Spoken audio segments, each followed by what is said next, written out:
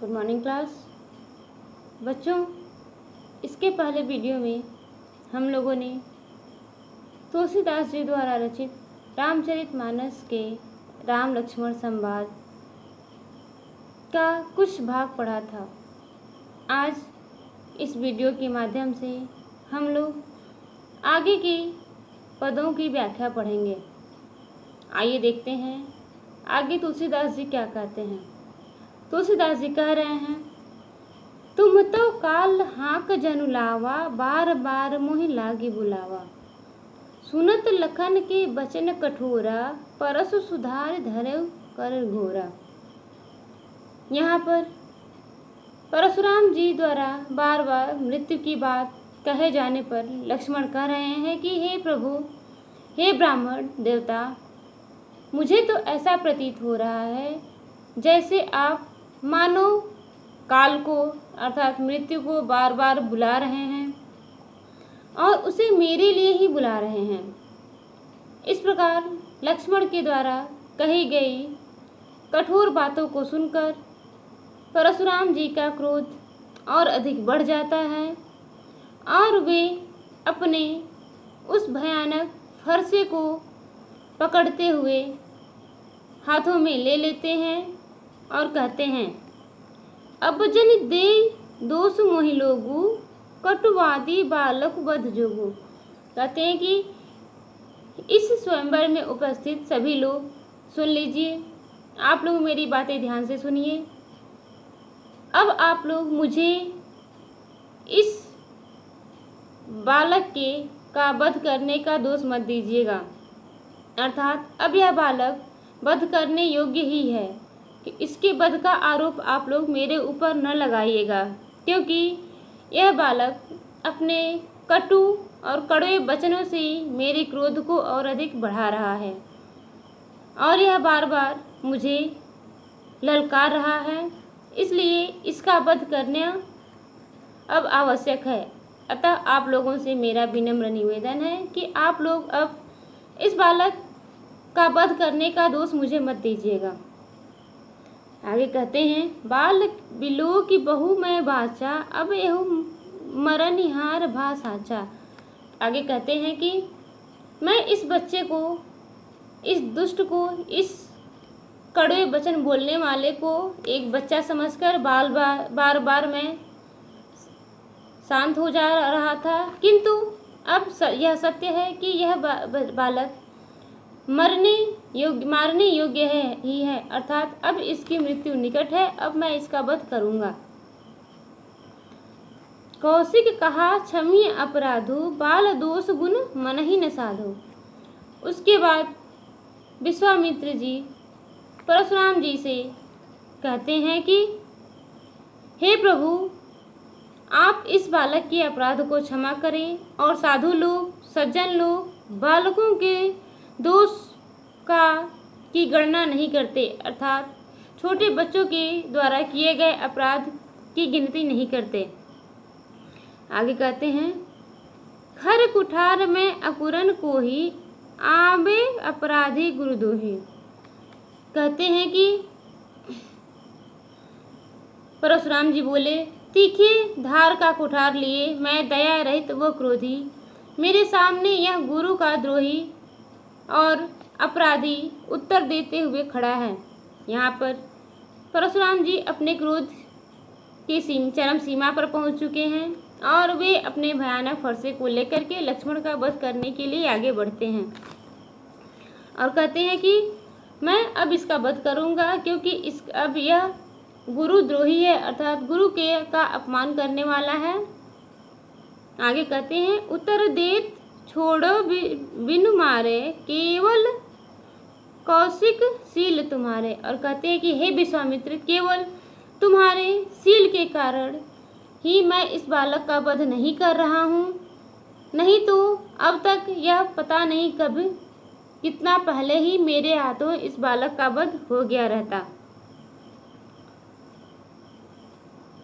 जत तेने एही काटि कुठार कठोरे, तुरहि उरिन होते श्रम भोरे। और कहते हैं कि यदि तुम्हारे सील का, तुम्हारे स्नेह का मुझे आभास नहीं होता तो अब तक मेरे इस लोहे के फौलादी फरसे से इस बालक का वध कभी हो गया रहता और यह इस कठोर कुठार से काटकर थोड़े ही परिश्रम से गुरु से उऋण हो जाता और मैं इस बालक को का वध कर देता और गुरु ऋण से उऋण हो जाता। गाधी सुनु कह हृदय हसी मुनि हरियरे सूझ आय मैं खांड न ऊख में अजहु न बूझ अबूझ। तब उनकी बातों को सुन करके लक्ष्मण जी कहते हैं कि हे विप्र, हे ब्राह्मण देवता, ऐसा प्रतीत हो रहा है जैसे आप केवल यहाँ पर मेरा वध करने के लिए आए हैं। परशुराम की बातों को सुनकर विश्वामित्र मन ही मन हंसते हैं और सोच कहते हैं कि हे मुनि, आपको हर तरफ हरा हरा ही दिख रहा है, अर्थात ऐसा लग रहा है कि आपको चारों तरफ केवल हरियाली ही दिख रही है। और यहाँ पर विश्वामित्र अपने मन में सोच रहे हैं कि परशुराम जी को घमंड के कारण चारों तरफ हरा हरा ही दिख रहा है और इन क्षत्रिय बच्चों को वह पहचान नहीं पा रहे हैं।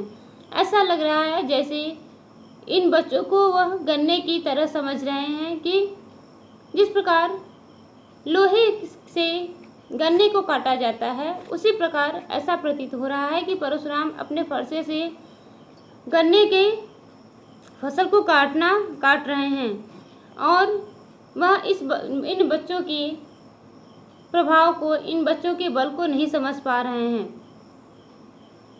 यहाँ पर परशुराम जी के मुनि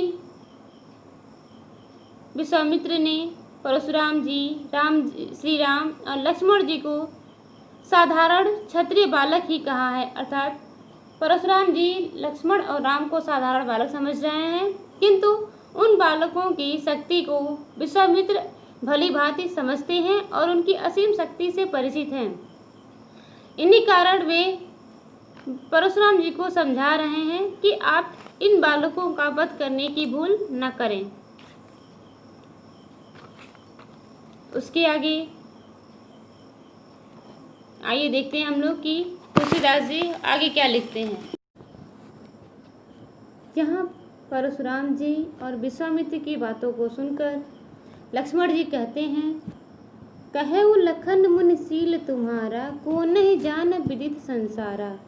माता पिता ही उरिन भयनी के, गुर रिनु रहा सोच पड़ जी के।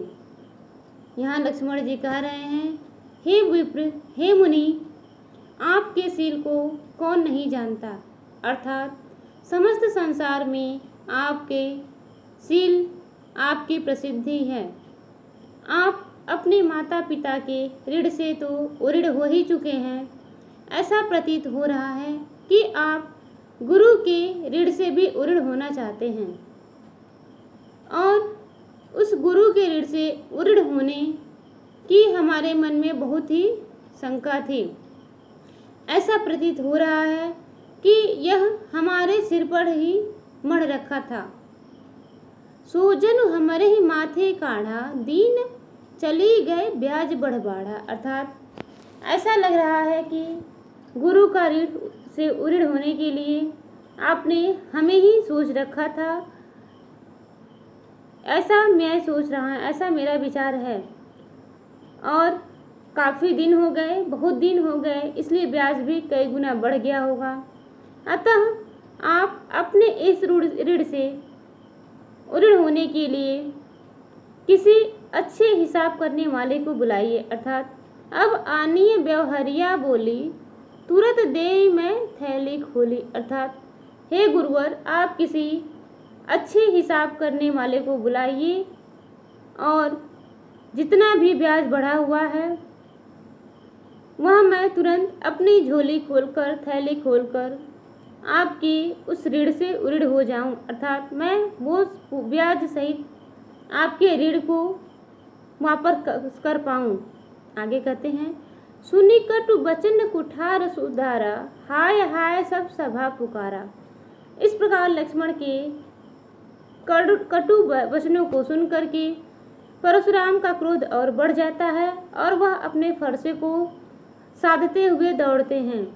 उनकी इस क्रिया को देखकर उस सभा में उपस्थित सभी लोग हाय हाय करके पुकारने लगते हैं।